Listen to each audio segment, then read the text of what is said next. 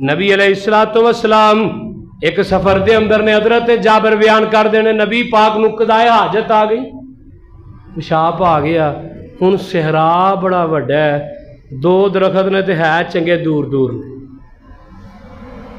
ते इन्हां दे जिहड़े अपना पीर ने हाजत रवा ने, एक हाजत रवा गया किसी मुरीद के घर, उन्होंने अपनी हाजत पै गई, पेशाब आ गया। तो बाहर जिहड़ी बारिश है, बाहर बारिश है, लोगों के घर च लैटरीना कोई नहीं सन हुंदियां, हुण बाहर जावे ना तो अंदर भजा फिरे घर दे।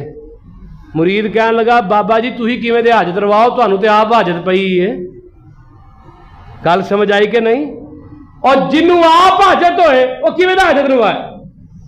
जग्गां दे पीर रब दे हबीब अलैहिस्सलातु वस्सलाम एक दरखत नूं इशारा कीता इंज, एक इधर ते एक इधर, ते दूजे नूं इशारा कीता करीब आ जा। दोनों दरखत करीब आ गए, नबी पाक ने कदा हाजत की थी। जग्गां दे पीर ने फिर इशारा किया, वापस चले गए। एक जेड़े दरखत ने जमीन का सीना चीर के नबी पाक वाल आ गए ने। हजरात दिखाइए कोई ऐसा आमिल, हजरात दिखाइए कोई ऐसा वली, दिखाइए कोई ऐसा पीर, दिखाइए कोई ऐसा मुजतबा, दिखाइए कोई ऐसा इमामुल अंबिया, इमाम इनकलाब नबी अलैहिस्सलातु वस्सलाम जैसा जड़ा होवे।